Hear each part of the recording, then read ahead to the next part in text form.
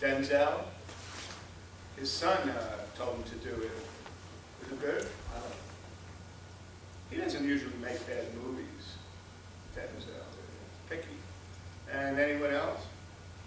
Dear John. Dear John. What is that? For that? Another one of Nicholas Sparks books.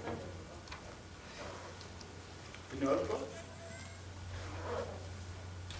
So I saw that movie with Bridges, Menstruation, and then I'm going to go and we're going to have an open forum, which is just a Q&A about contraception. We're going to start the process, and I'm going to need each of you to talk.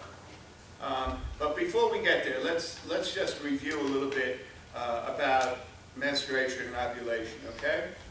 Does anyone have any questions before I begin today? Today I'm not mic'd up, so I'm going to have to speak, make sure that I'm speaking loud enough. If I see you falling asleep, I'll know. Okay? All right, so this is a slide of what happens. And generally, you have about how many egg cells that begin to develop each cycle? 10 to 15 egg cells that are developing inside the ovary. And one gets released. The release of a mature egg is called ovulation. It's picked up by the fimbriae. The fimbriae is the portion of the fallopian tube that kind of hovers down over the ovary. And it has hair-like structures inside of it that swoop up the egg. And if sperm are traveling up the vaginal barrel and go through the uterus into the fallopian tube, it's possible that fertilization might take place. But I wanted you to know that there's about 10 to 15 egg cells each cycle that begin to develop. And these cells that begin to develop remain inside the ovary and are temporarily transformed into an endocrine gland called what? The corpus luteum, which means yellow body in Latin. And this will help you to continue to secrete progesterone until your first trimester is completed, ladies. So, and if you're not pregnant, and if implantation, there's a good question here. Fertilized egg does not mean pregnant, God bless you. The process of implantation of a fertilized egg in the wall of the uterus is pregnancy. We have a lot of eggs that are fertilized that don't make it down that 2 to 7 day journey, okay? Any questions about this so far? All right? So I just want to go over again, estrogen and progesterone are both secreted by the ovaries. FSH, follicle-stimulating hormone, is secreted by the anterior pituitary gland, or the pituitary gland, the base of the skull. And the FSH is responsible for the maturation of egg cells. LH is responsible for the release of egg cells. So if you don't have enough, if you have FSH and LH being inhibited in any way, what happens? You don't have what?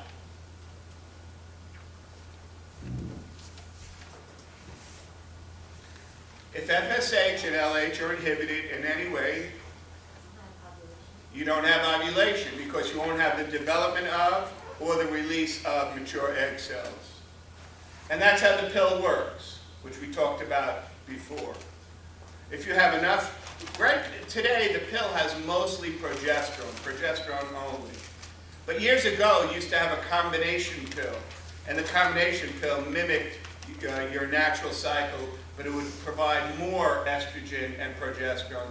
And there were major side effects with estrogen-related pills. Today those were called sequential pills. Today you have combination pills. It's almost all progesterone, small amounts of estrogen.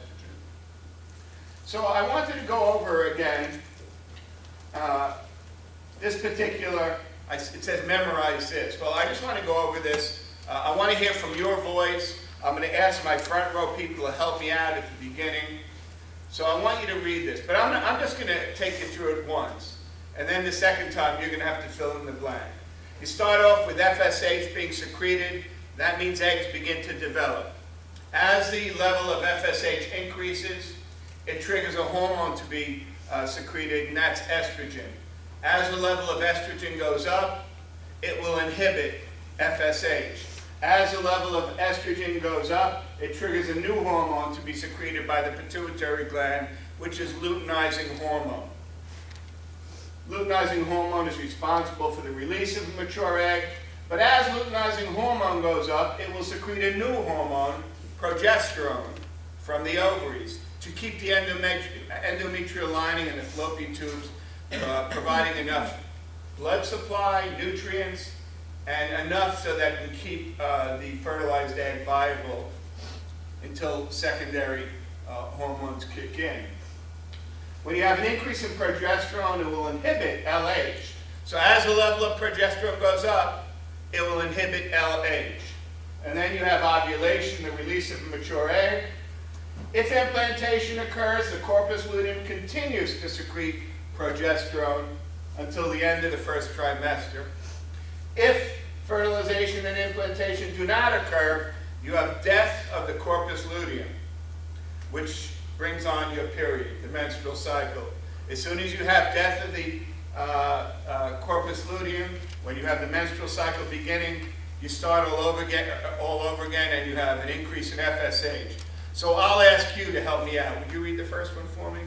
Just FSH. FSH triggers estrogen. Okay. Now, so in order to inhibit, if you didn't want to have, well, let's continue. Would you read the next one? Increased estrogen inhibits FSH. Okay, so you said it, increased estrogen will inhibit FSH. And that's something you have to just put two hormones together. You put FSH and estrogen together, you put LH and progesterone together, and you'll understand that one of these hormones triggers the other one to be released, and as you have high levels of that hormone, it will cause that to be inhibited. So they work together. We call this syntoxic. They work harmoniously together. But there are so many things that can throw off your cycle. There's so many things. We have stress, we have trauma, we have medications. What else can throw off your menstrual cycle? Your weight. Women that are thin or too heavy will have problems with their hormonal cycle. What else can throw off your menstrual cycle? Stress. I said stress. Again, first of all, if you're not pregnant, you're generally happy. But if you miss your period, you still think, something, bad could have happened. Maybe I was asleep, Rigorous training, like exercise? Rigorous training alone doesn't do it, but usually relates to the weight loss. Of course, steroid use would throw off your hormonal cycle. Both men and women, it can throw it off. What else? What else can throw off the menstrual cycle? Anything else? Is it being around other people? Can that change it up? Well, it could change your cycle, as I talked about last class. In other words, you end up having a similar cycle as those you live with. Now, not every female has the same cycle every, let's call it, 28 days. Some women have 21-day cycles. Some have 35-day cycles. People always ask me, is it possible to get pregnant when you have, during your menstrual phase, during the time when you're bleeding and you engage in intercourse without any contraceptive method? The answer is yes, you can get period during your menstrual period, during that sequence. And the reason for that is, if you have a very short cycle is like a 21-day cycle. 21-day cycle means that 14 days before your next period, you're going to be ovulating. So that means around day 7 of your period, you're going to have, while you're menstruating, you're going to have ovulation take place. So women that have a very short window, a 21-day cycle, yes, it is possible. But if you have a 28-day cycle, 29, 30, 34, 35-day cycle, some women have that, the chance of you getting pregnant during the menstrual phase is about 0. I would not use it as a birth control method, ever. But I want you to know it's only women with a very short cycle have to be concerned with this. You get it? Do you get it? You get that? Shake your head. Oh, okay. Good. Questions about heavy periods, painful periods. Questions from you? We have menarche, the first menstrual phase. We don't know when it occurs, but around age 8, the female body starts remodeling, and she will have her first period generally around 12, 13. The exact time doesn't matter as much as the education and awareness needed by young girls to know that they're not dying. When I wrote my first book, The Sex Lives of College Students, I was amazed at how many young women didn't know what that period was. So, I mean, of course the majority did know, but some said, do I have cancer? Because it's bleeding. You know, we always hear blood in the urine, blood here. Bleeding, cancer? No. Some people, you know, my mother told me about this. You know, your cousin's going to come and visit. They have all these weird names for the period. You know, your friend is coming. What were the words that your family used?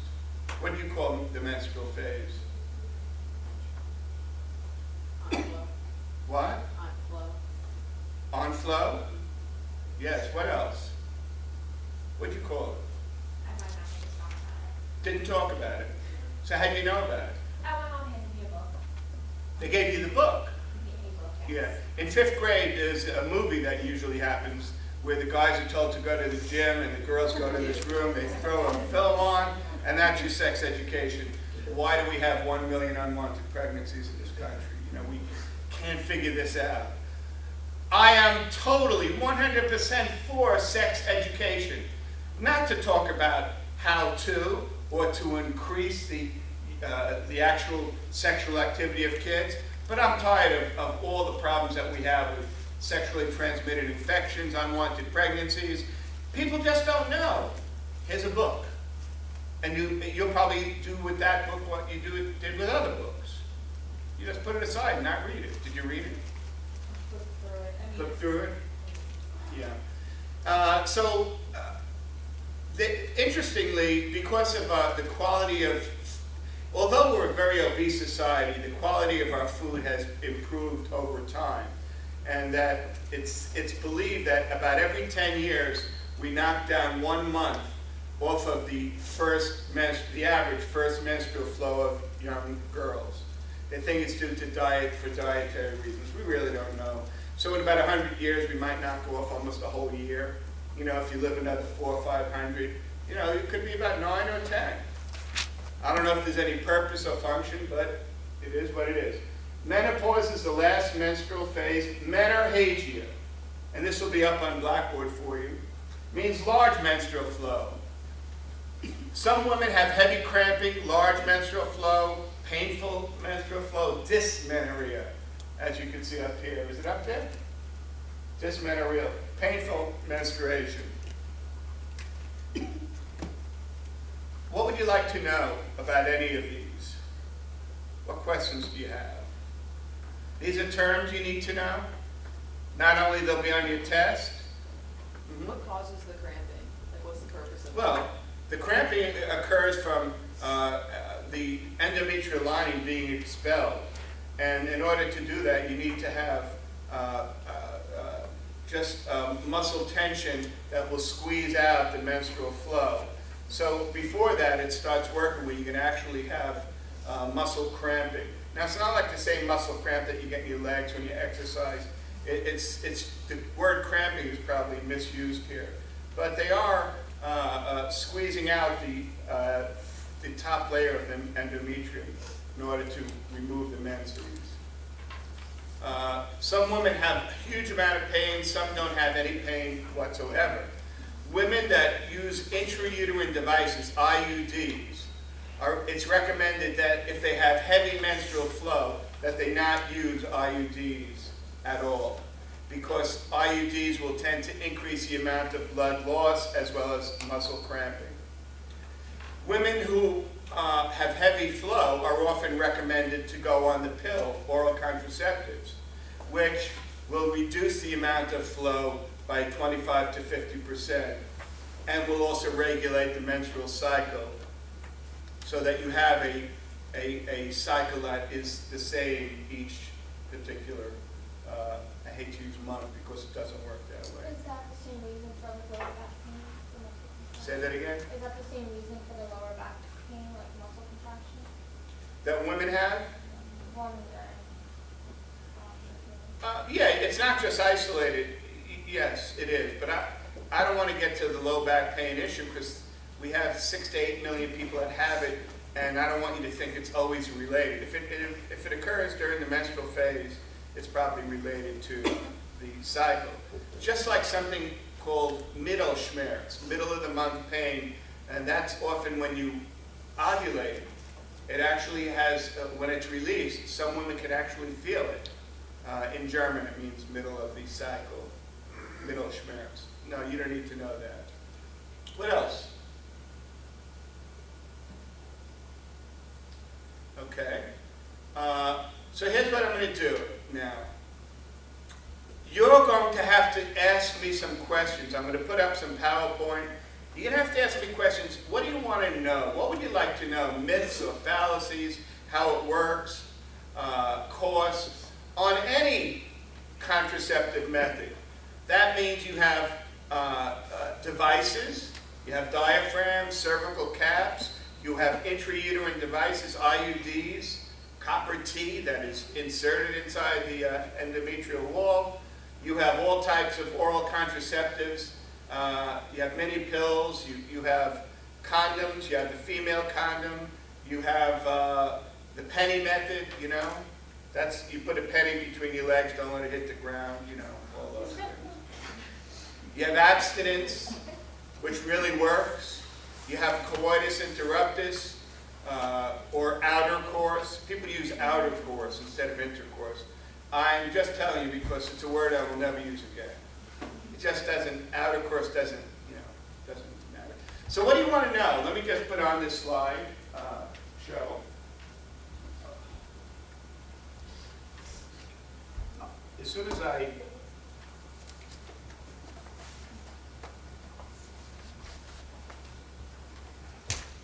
So you can see we have contraception, prevents pregnancy, not always the same as safe sex. Something I'd like you to know. Let me start off with this idea. There's 2 types of effectiveness that you need to know about. One type is theoretical effectiveness. If you use a method and you use it well, and you're educated about it, that's the theoretical effectiveness. The actual effectiveness is what actually happens when women use this particular method, or a guy uses this method. Those are the actual numbers per 100,000 of women that get pregnant when this method is used. So there's a significant difference between the actual effectiveness and the theoretical effectiveness. Let me start off with the pill. Women who are on oral contraceptives, I'm not promoting use of the pill. It is the #1 birth control method used by Americans today, adults. Nothing is even close in usage. But it's about 100%, 99.9% effective if a female used the pill all the time, where she takes the pill starting, let's say, on a Sunday or the 5th day after her menstrual period. She takes one every day. You don't have to worry if you take it at the same time and what type of foods. People are always asking that. It's whether you take them every day. Well, if you take them all the time and you don't miss any pills, there's a very slim, almost no chance of getting pregnant. However, when you miss a pill, it's recommended that you take 2 pills the next time. And if you miss 2 days, take 3 pills and don't use that method again for that until the cycle is complete. Well, when you start fooling around with the use of the pill, the actual effectiveness is between 85 and 90%, depending on which study you look at. How could the pill go from 99.9 to about 85 to 90? Because of you. So when I hear, I had a friend who, or I know someone who was on the pill and got pregnant, of course. Of course. The first thing you need to know is at the beginning, you should never rely on a birth control method just because you started. Doctors usually prescribe something based on your height and weight and a standard dosage of progesterone pills. And they don't always work, and you'll know in the first cycle. So people start engaging in sex within 2 days afterwards. I would give an entire cycle before I relied on a birth control method at all, like a pill, excuse me. So anyway, there's a big difference between theoretical and actual effectiveness. For all methods, all devices, that includes vasectomies, because when I was talking about the male, I told you how easy it was for a female to get pregnant afterwards due to all the active sperm that are in the vas deferens and the ampulla of the vas deferens above the cut line during vasectomies. Okay. Now, floor is yours, as Andy Reid says. What do you have? Questions about anything? How it works? What are some of the contraindications? The word contraindication means reasons to not. Write that down. Contraindication means reasons to not. Contraindications for pill use or reasons to not are some of the following. To not use something. So in other words, let's say you're taking the pill and they say contraindications are antibiotics might not be as effective. You read on the back of things, you know, what kind of conflicts with it. Some contraindications of pill use are anyone that has a history of thromboembolic disease, any blood clotting disorders, any hemorrhaging, any migraine headaches, any vascular problem whatsoever. A contraindication is thromboembolic disease in your family tree. A bigger contraindication with pill use is smoking cigarettes. If you smoke cigarettes and you combine it with the dangers of pill use regarding your circulatory system, you're not doubling or just increasing your chances of problems. It usually goes up 5, 10, 15, 20-fold. It acts geometrically, not arithmetically. And so it's really important that you understand the contraindications for every method, every device. Other contraindications are mentally ill people should not be on the pill. I didn't write these. They feel that if someone's mentally ill, they're less likely to remember to take it. I happen to disagree with that. Some people are obsessive compulsive or write it down. I don't like it, but that's it. And they also feel that retarded, the use of the word retarded, where you have an IQ below a certain number, are less likely to use it effectively. So there are contraindications with every method. I just want you to be able to ask some questions. I saw some hands go up. Yes? Is it safe to use the pills that only have women, like, have a period 4 times a year? And what happens in the body when they take that pill? There's no difference. There's no bodily changes that are different than other oral contraceptives. There's no difference with a shot, subdermal implants, the ones that secrete a certain amount of progesterone into your body. They have the same reaction in your body, and there are no, there's nothing new to add to, other than thromboembolic diseases, increased problems in females. For instance, what is the relationship of pill use and cancer? That's a good one. Come on, what do you think? Just work with me. What do you think? All of you in the back row that are looking at me like this is a movie. What's the relationship of pill use and cancer? Sir? Increased risk. Increased risk. And just by a show of hands, how many of you agree with that? Just raise your hand over your heads. Thank you, all of you, because you're wrong. You made an error. That's not going to get you to, ask any more questions. But interestingly, benign breast tumors and other, you're less susceptible when you're on the pill than you are pre-menopausal. Once women go through menopause, the rules are thrown out regarding hormonal replacement. But women on the pill are less likely to have growths, less likely to have certain types and sites of cancer. So that one, although for 40 years we tried to come up with all the reasons to not use the pill, I'm sorry, but cancer is not one of them. But I've done enough research and digging, I did find one cancer that's increased, and that's liver cancer in women. And it's a very rare type of cancer, so, but I needed to get that out there. That's the only cancer that actually increases. And that's usually related to how many years women are on the pill. And the longer women are on the pill, the greater her chance for liver cancer. But get that out of your head, and remember that generally, women do better on the pill regarding benign breast lesions as well as cancers. Okay, there was a hand over here before, yes. Did you want to ask something? Other questions?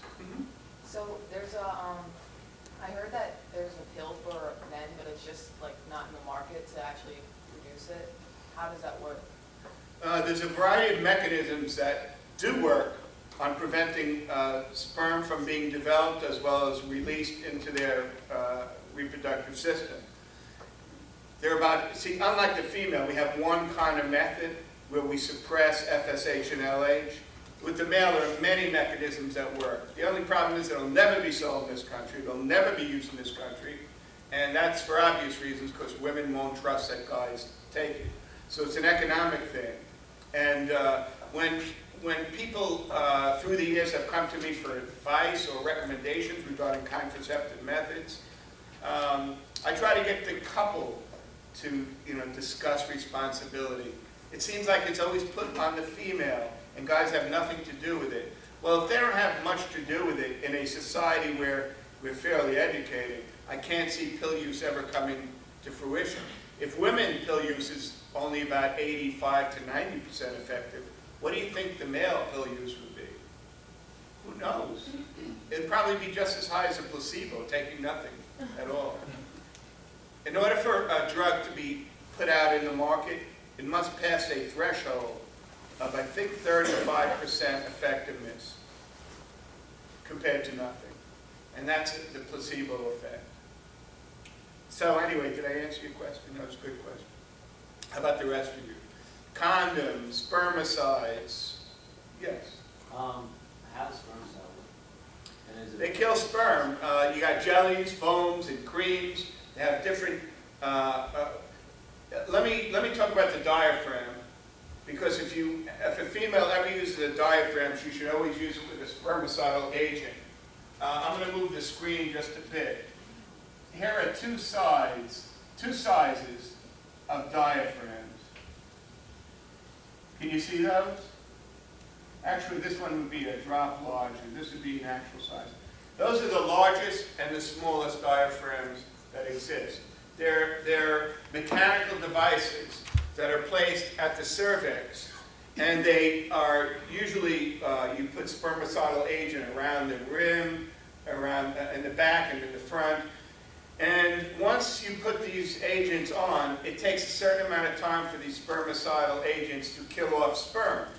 So it's essential that if you use a diaphragm at all, it's essential that you use spermicidal agents and that you don't remove the diaphragm right away, that you keep it inside of you for at least 4 to 6 hours, giving the spermicidal agent enough time to kill off the sperm.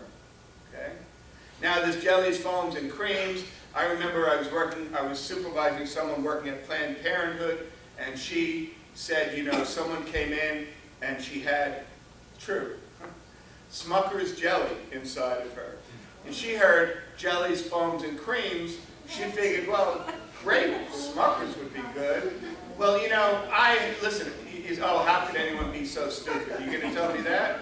Well, how about this one? How about this one? A girl got pregnant, and it was also like a Planned Parenthood. It was a clinic. And she says, I don't understand how I got pregnant. I was inserting one every day. It's an oral contraceptive that needs to be taken here, not inserted down here. Okay? So, I don't even think it's funny. It's kind of sad, So anyway, back to the spermicidal agents. Some things you need to know about a diaphragm. Diaphragms, when used properly, when spermicidal agents are used all the time, after a man has one episode of sexual where he ejaculates inside, when a female has a diaphragm in place, and they engage in sex again, for every episode you need to re-up, which means put more spermicidal agent, and that means you're going to use a foam during the second episode. When women and men are very good about caring for the diaphragm, generally it can be about 98% effective, up to 99%. It really works. But that means parties have to be able to handle wet sex because there's moisture involved. There's an inserter, it comes with an insertion thing where you don't have to touch your vagina, girls. Some girls don't like that. But it comes with jellies, foams, creams, it's wet sex. The care for diaphragms, they're pretty cheap, they must be prescribed by a doctor. A doctor will fit a female with the largest size diaphragm her pelvic region can tolerate. That's why I showed you the largest and the smallest. It goes by the size of your pelvic region. So you should always use the largest diaphragm. Don't start getting hula hoops and trying to figure things out. I'm just saying, doctors know how to fit you. It's not a costly device, but people who engage in sexual activity frequently, the spermicidal agent can get expensive if you're just like sex all the time, and you're doing it properly. So when you care for these, they need to be taken out and soaked in just soft type of soap and dried, but don't use any hair blowers on it. It'll decompose the rubber. Never put any petroleum products on the diaphragm. It will decompose the rubber. And the care and maintenance of the diaphragm is part of the deal. It should always be placed in hours before you would think you're going to engage in sex. Because it's not a simple, boom, it's on, like a condom, which doesn't always work. You should anticipate the possibility of engaging in sexual activity. I'm not telling you if you go into a club and you're not sure. I say put it in. Don't be sure, but don't put it in. Because you know what happens? Oh, shit. It's a good time of the month. It's a good time of the month. I don't know what that means, but you people engage in, you take the calendar method with a little Catholicism, you put it together with a prayer, and you just hope that you don't get pregnant. It's true. And the calendar method with the use of basal body temperature is a very good method, but I'm not going to recommend it unless you ask me some questions about it. So any other questions about the diaphragm while we're here? I actually had a quick question about spermicide. I read somewhere that, I know you love these, I read somewhere that condoms that have spermicidal lube already on them can increase a girl's risk of getting a yeast infection. Getting what? A yeast infection. Absolutely. There is a very small percentage of women that will have an anaphylactic reaction, an allergic reaction to spermicidal agent. We're talking about a very small percentage, and it's true. But it's usually something that could, you just change the product, and usually you don't have that problem. But that is true. That's your body letting you know, hey, I don't like this. There's many things that can cause an increase in yeast infections. It's true. And but I hate to de-emphasize the importance of spermicidal agent. My feeling about spermicides is this. You should use spermicides all the time for anything. Can I have mashed potatoes and give me some of the spermicides? You should be using spermicides all the time, with condoms, with diaphragms, anything you're using, because it can't hurt. You understand? Other than the side effect. It's not a contraindication, other than the side effect that very few women have. You can't use enough spermicidal agent. You can't be safe enough. Don't be using two condoms, one on top of the other. Condom use, we're just stupid, Use it right, use it properly, and the problem with condoms, since we're in the vicinity, we talked about the diaphragm. Well, I'll let you ask questions. Hold on. Questions? Question about The pill. does the effectiveness increase or decrease if a man withdraws or ejaculates inside you? If a man ejaculates inside of you or outside, if he ejaculates outside of you, you're not going to get pregnant whether you had used the pill or not. So I can't answer it because I feel so strongly about withdrawal. People that withdraw and do not deposit any ejaculate inside the female, that female's not going to get pregnant from that ejaculate. Air kills off sperm right away. The impact kills off sperm. They're going to die right away. Since we know we need millions, not a few, you're not going to get pregnant from that. But unfortunately, there's so much hanky-panky going on where women are with other people. So, of course, they get pregnant and, you know, I don't know how you got pregnant, I withdrew and all that. It gets very complicated when you start throwing multiple partners into this discussion. But it's something we should mention. And I wasn't reminded by you, it was just something that came up, so relax. What was your question? Sorry, I bet if I could. Oh, yeah. Like if you're with the same person for a while Mhm. and ejaculates inside of you, but you were on the pill and take it regularly, what are your chances? Like, are they still like really good at? 4%. Just like it was before. The only thing that increases when you're on the pill has one great benefit, as long as your religion and your conscience can take it, which is it really works to prevent pregnancy. The other side of the coin is it makes your reproductive system a perfect environment for things to grow. It will increase your likelihood of gonorrhea, sexually transmitted infections, etc. And that's something I want to mention to you, because I don't want to be one side. I want you to have the facts so you can make informed decisions in your life. Now, there's other ways to prevent the spread of sexually transmitted infections, but I wanted you to know that. And that was because years ago, when the pill first came out, we sent it to Puerto Rico. This is the great country, the United States of America. Before we allow it on our women, we'll send it to Puerto Rico, and we'll let them see how it works there. That was in the 60s. And they found with the original pill, the amount of estrogen that these pills contain was enough to have significant side effects, including severe depression, huge weight gain, increased size of the breast. I mean, women would go on the pill when it first came to this country, and they'd start off as an A cup, and they'd be a C cup in no time whatsoever. What happened? There weren't any breast implants. There was no surgeries going on. It was estrogen. And the problem is there was so many side effects and negative aspects and contraindications that they slowly removed the estrogen from the pill. And thank God, because the pill of today, I don't want it to be mistaken for the pill of 1965. Different pill. You with me? No, I'm not recommending that anyone go on the pill. But I'm just telling you that's a fact. Years ago, the pill had many consequences and effects. Side effects as well as major effects. Okay, any other questions? That was about the pill. Come on.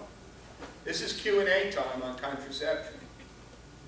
Being on the pill, like, and then when you want to get pregnant, can that affect your chance of getting pregnant in the future? Can being on the pill affect your chance of getting pregnant in the future? The answer is no, with a qualifying statement. There is a post-pill fertility lag. It means that women who want to get pregnant after they go off of the pill, it takes a little bit longer than the average female who's not on the pill. But there's no indication that it affects her ability whatsoever. Same number with double-blind studies get pregnant, whether they're on the pill or not. But there is a post-pill fertility lag. And as I mentioned before, you never know what you're going to be about. So you might go off the pill in the first cycle and you get pregnant. I wouldn't really count on that post-pill fertility lag. Did I answer your question? Does long period uses of contraception affect the baby at all? Any baby pregnancies? Long uses of the pill? Like if you use it for a long period of time, does that Yeah. have an effect on like any type of the baby as far as Well, which device? Which method? any method? Okay. So are there any devices that affect the fetus? Now, I'm going to answer it this way, and then because it becomes a medical question right here. Right? There's no indication that proper use of birth control methods has any impact on the fetus. That includes IUDs. People think if you put an IUD inside the uterus of females, that when babies come out, they'll be holding IUDs. That, I've heard stories where they're through their head and all these wild things. There's no support from public health literature on this. But here's the other side of the coin. Women who use birth control and are not do not take care of their baby when they're pregnant, who don't go for checkups, who don't watch their diet, who continue to use drugs. People who are on contraceptive methods for long periods of time tend to be less conscious of the time that she's carrying a baby. Do you understand that? Hey, I'm done. I'm using this device, so they use it forever, and they're less likely to take care of other factors. So I want you to know it's the other factors that really can affect, you know, for instance, tobacco. Women that use IUDs for long periods of time tend to not stay off tobacco. When you're pregnant, you're going to have smaller babies, more stillborns when you smoke. So what I'm trying to say is women who are health conscious, who care about their well-being, length of time won't be a factor at all. But people who use things and just one and done, you know, tend to be less likely to take care of their baby during that time, and themselves. That's why last class when I talked about how important it is to you know, keep your ritual, keep your routine, don't change up when you get pregnant. That stress can really throw some problems into this equation. Yes, sir. The Nuva ring, how does that work? Can they put something in there? They put something in there. Well, there's vaginal implants and there's subdermal implants. They both work by secreting a certain amount of progesterone hormones. One is absorbed through the vaginal areas and the other is absorbed by the skin. They work just the same way as a pill works, just the same way as a shot method works, where women have a shot every 3 months. And that is used in now over 100 countries. When I first started talking about shots, it was used in about 27, then I had to change it to 63, because the shot is an economical way to address some of the problems we have around the world. So it acts the same way, it has the same side effects and contraindications as regular pill use. It's not popular in this country because they're cost effective for the client, for the patient. And anything that's cost effective for you is not popular. What's popular for you are take a pill every day, give us 25 bucks a month, 30 bucks, 35 bucks a month, a cycle, for the rest of your life. That's very economical. When you have 20 million plus women on the pill, just do the math. It's enormous. So it's hard to break into that market. I can tell you there's many things that could be done to improve birth control methods, but can't fight Merck and Big Pharma. Okay, good question. Who's flashing? How much is the shot about? I'm not sure, because most of the time the governments get involved with the infrastructure to make sure that women have it. The shot itself is relatively cheap, but the process of getting it is, you know, I use the analogy to food, because people can understand that. It costs us 87 cents to get a Big Mac at, where do you get a Big Mac? McDonald's? And it costs only a nickel for the second burger. Do you understand? So it's the cost is really the infrastructure. Why, when women I saw that got the shot, they always gained a lot of weight? Like, why do they gain weight when they take it? Those are your observations, right? So I don't want to get too far into it about weight gain, but women who go on the pill, I'm going to just blabber on here, okay? Because it's another opinion. Women who go on the pill, would you say they would have less stress or more stress? What? Less. More. Okay. Anything that increases your stress or calms you results in changes in your eating habit. This is my field. This is what I do. So when you stay at a constant, anyone that goes on the pills, when you go on the pill, you're likely to be happy, I ain't getting pregnant, and eat more. When you go on the pill and not worry about pregnancy, the hormones themselves will cause an increase in appetite. But it's almost like the freshman 15 myth, you know? It's not true that freshman girls will gain 15 pounds. It is not true. But you can't. Have you heard of it? You know, oh, well, it was for me. Okay. And so what I'm saying is there's no reason, because the two hormones that affect your appetite are not affected by pill use. So it's psychological. Now, I happen to think that, just go with me on this. People who are on the pill and are happy that they don't think they're going to get pregnant are more likely to be in relationships, are more likely to be engaged in sexual activity than people who are not on the pill. People who go on the pill usually do it for a reason, right? If it's not for medicinal reasons, they usually don't want to get pregnant. Well, since 2 out of every 3 episodes of sexual activity involve drug use and alcohol use, it's not amazing to me that people gain weight, since alcohol is dead calories. You with me? I just wanted you to, I know I went a long way. I can understand how people gain weight. All you have to do is be drunk. 2 things that happen when people get drunk. They consume a huge amount of calories that are not used as nutrients at all. And secondly, when they wake up the next day, they have a big-ass breakfast. They give them this excuse to just, oh, that was a rough night. Give it, bring it on. And that cycle is really a dangerous cycle. I'm not making this up, right? You're laughing because you do it.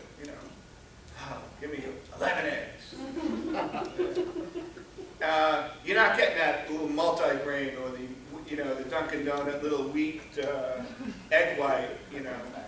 No, you're going to Denny's. You're getting Moon Over Miami, whatever that is. I love the names of Denny's. I used to go to Denny's. I love Denny's. There isn't one near my house anymore. I think I'm going to have to move closer to a Denny's. Do they still have Denny's? It's just when you really want that big breakfast and not worry about whether you're going to die that day. Because they come now with angioplasty and 2 visits to a cardiologist does breakfast. They're 3,000 calories. They're like 2 days worth of food. But you're so happy because you drink orange juice with it. That's going to solve that.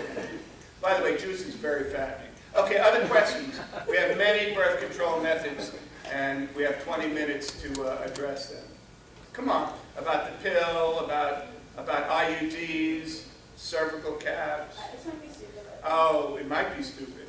I was told once that a girl got pregnant and she used a condom every time and it never broke. So, her thought was that it, seeped through the condom. Okay, did she engage in intercourse? Yeah. The hymen never broke? No, I'm saying the condom never broke. Oh. Wait a second, hold on. Of course she got pregnant. Wait a second. There was no doubt that she got pregnant, right? Right. Are you asking me, is it due to breakage of Now, condoms? is it possible that you can get pregnant without the condom breaking? Yes. Okay? Picture the condom. When really low-level sexuality teachers come out with a banana and they show you how to put on. I won't do that. But there's a condom. They come in different colors, shapes. They have ribbed, not ribbed. They're lubricated. There's stores. There's condom stores. Again, when I was growing up, I'll have that beef jerky over there and back to those things back there, because you had to go behind the counter in these really bad places. Oh, you want these? And no, it was embarrassing. You had to have displays. No, I'm not kidding. You had to buy other things. You couldn't just walk in, hey, give me the condom. And I once did it, and I turned around and there were 2 twin students who were twins in my class. Holy shit. The guy actually held them up. Like, how much for these, Joe? Oh, God. Now, would I be embarrassed by buying? No, I'm not embarrassed, but today they have displays. So the question, can you get pregnant? You don't get, 1 out of every 30,000 breaks. These are made well. They break when you put them on, guys. You don't put enough room at the end for the ejaculate to accumulate. So if you don't, if you pull it real tight to the end, what happens if you're so big? Well, I'm sorry about that. Hold on, and well, that's what God's will say. But you need to have a little bit of the tip exposed for the ejaculate to be contained in. Secondly, if you pull it too tight, what happens is it causes a backflow, a back pressure, where the ejaculate will hit the front and fly right back outside the rib, the base of the condom, if you don't have that space. So that's another reason to keep that little area there. Thirdly, guys have been sitting on their wallet for 2 years. They have a condom in their wallet, they finally get to use it, and you've been sitting on it for 2 years. I really don't trust it. I don't trust condoms that you buy in bathrooms in South Carolina. Go to a farm. If you get a condom in a pharmacy, they're probably approved and whatever. But you know, everybody's selling them. They give them out. If people are giving you out condoms, I wouldn't trust them either. I want labels. I want brands. This is the one time you really want to have a pharmaceutical seal on it. You know. So they don't. There is a backflow. They can expire. You know. And the most important thing, the reason that they're not that effective, is after a man ejaculates, he has immediate detumescence, or a reduction in the amount of blood that is engorging his penis. And that means his overall erection will subside, and it's possible that the condom could fall off. And then you're talking about a search party with searchlights and flashlights. And you can laugh all you want. It is not funny, because nobody's laughing at that particular time.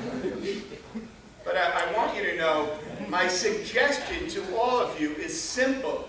If you use a condom after the man ejaculates, the man or the woman should make sure that you have 2 fingers around the base of the penis where the condom is, and a man pulls out and get rid of the condom. If you don't want to get pregnant, that's what you do.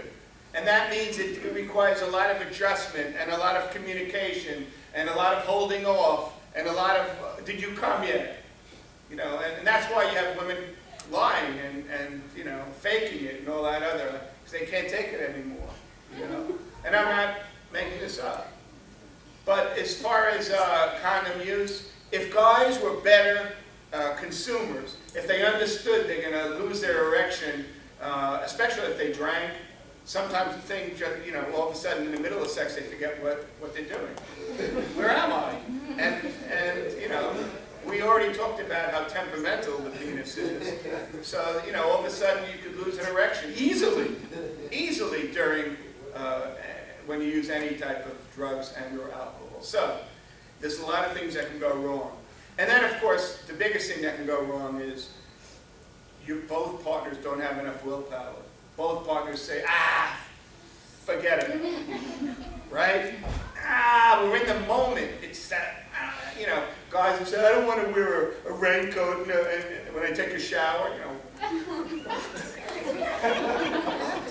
Well, let me tell you, girls, I don't care what any guy ever says to you, you got to take care of your own life. And just put earplugs in. Don't listen to them anyway. You can't. You gotta make sure there's a condom. And girls, you should have condoms. Well, don't you have it? You're the guy. Guys don't think ahead.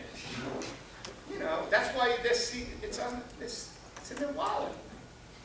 You know, they're lucky that they even have their wallet with them. So, 1 out of 30,000 are defective, but the human condition, the people that say, don't worry, I'll get it on in time. Well, so many guys think they're going to get it on in time, and, well, sorry, you know, just doesn't work. Put that baby on, and don't wait until the excitement phase where a man is so excited that he's 1 step away from ejaculating. Get it on before. Lubricated versus non-lubricated, always a great discussion. If you spend time with foreplay or providing some lubrication for the female guys, you don't need any lubricated condoms. If it's gonna be a 50-yard dash, lubrication helps. So everyone says, well, I like lubricated condoms. You don't need lubricated condoms if you spend some time lubricating the external genitalia of the female.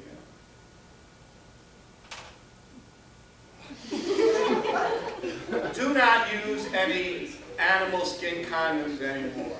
They still exist, but because of the spread of HIV, it is possible for it not to be protective for HIV virus. You should use the sheer latex You know, and they're not like these huge, you know, years ago they were heavier, they were cumbersome. The condom of today does not, I have never heard a guy say, I just couldn't come because I had a condom on. I never heard of one guy. They don't want it, but I've never heard of a guy not being able to. Right? Right. I don't know, you're the only guy on this side of the room, that's what I was looking at. Okay, next. Anything else about condoms? There's a lot to say about them. You know, years ago, when the African American movement was big, they came out with black condoms. I'm not kidding. And they had this black dye that ran on everything. You know, you don't want any special effects. You don't need to have them glow. They're not candles. You know, there's a lot of things about condoms. Yes? 5 minutes. Oh, 5 minutes. Oh. Thought he had some questions. What? Thought he had some questions. Jake has no questions. How about 2 more questions? Come on, folks. What do you use if you're allergic to latex?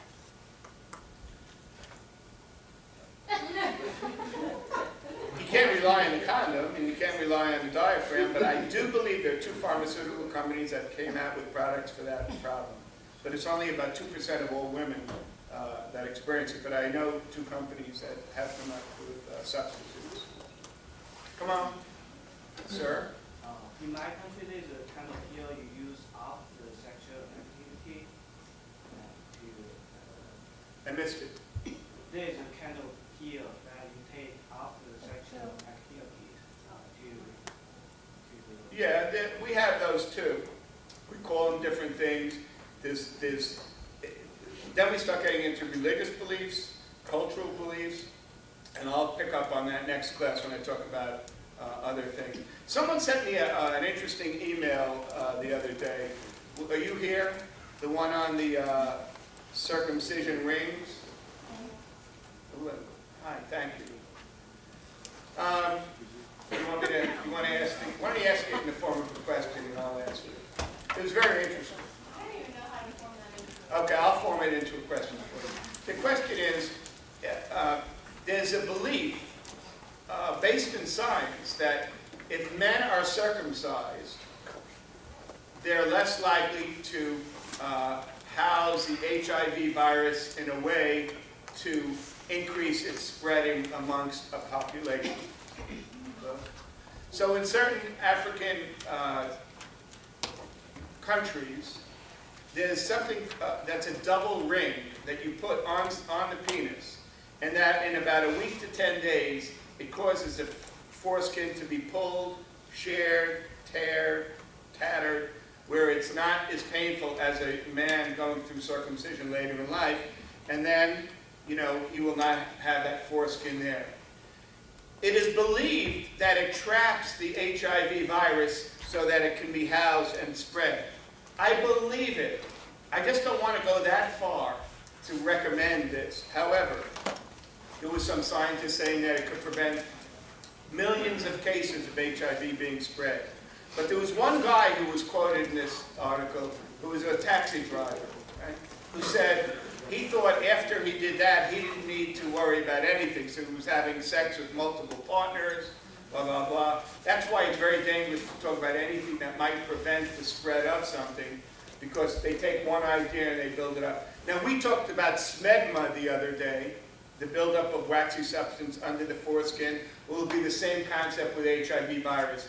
Yes, it can house and hold on to bad things. And thank you for sending that. I usually don't open these things, but this one was very interesting, and I appreciate it. So anyway, yes, there are these 2 rings that if you're older and want to have a circumcision, I would speak to a doctor. But these are cheap, and these are methods that can be provided to men around the world. So anyway, thank you. Have a great day. There's still a lot of snow and ice on the ground. Be safe. Thank you, Jay.